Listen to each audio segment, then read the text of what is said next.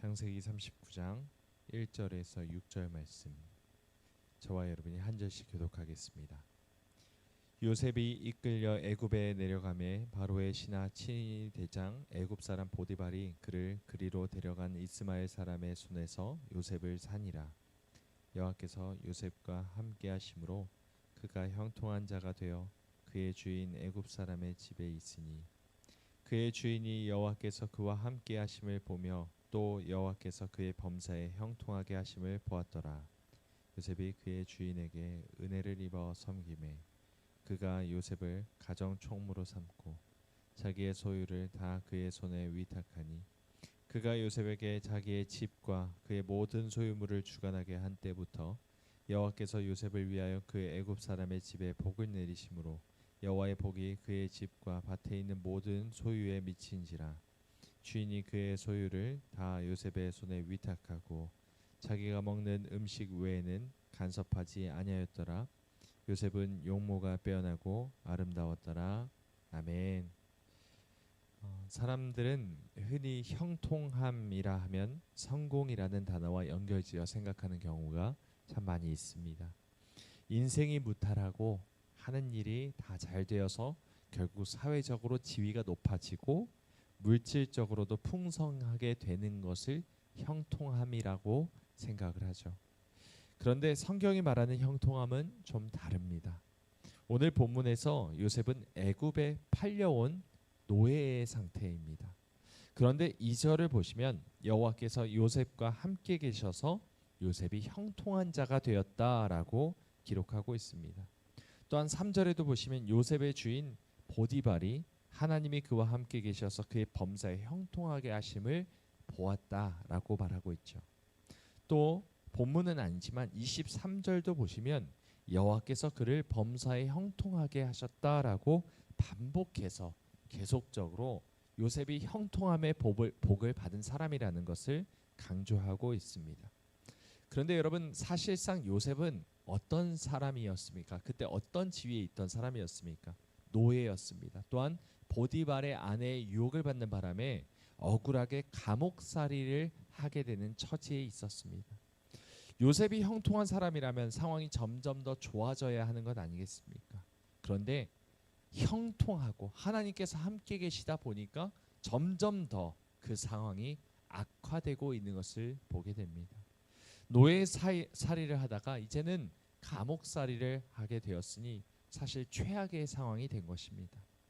그런데 성경은 이상하게도 그가 형통한 사람이라는 것을 계속 강조합니다.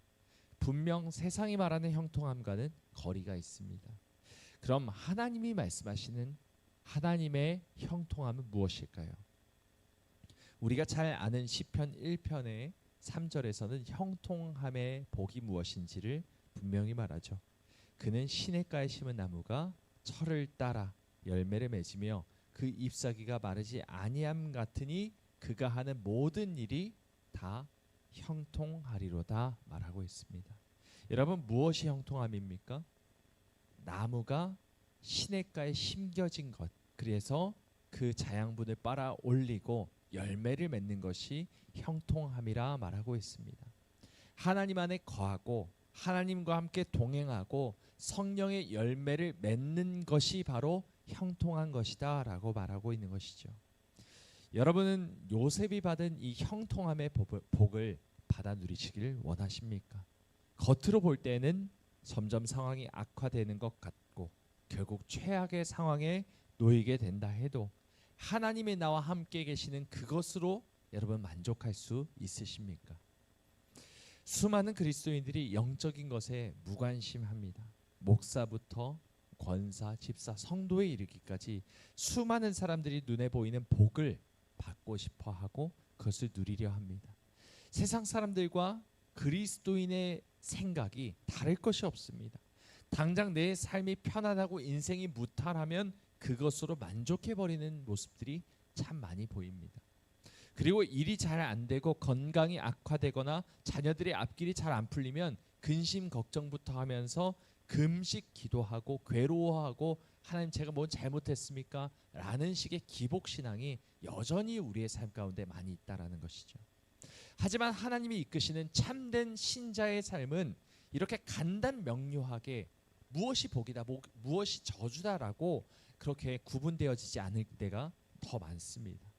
하나님을 따라 나선 이스라엘 백성 앞에 젖과 꿀이 흐르는 가나안 땅이 펼쳐지는 대신에 무엇이 보였습니까?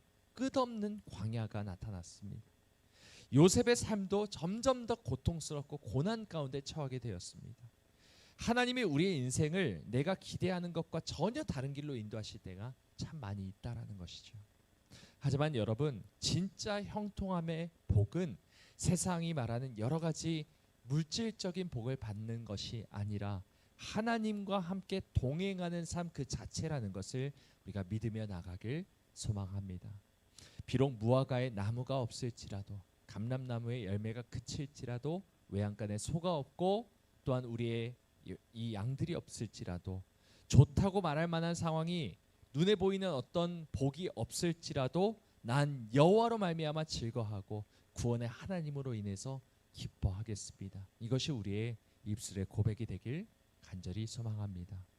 겉으로 드러나는 모습이 어떠하든지 하나님과 함께함이 우리에게 복이며 하나님 안에 거하는 것이 형통함임을 기억하고 매일매일 하나님의 이끄시는 삶을 따라 살아가는 우리 모두가 되길 간절히 소망합니다.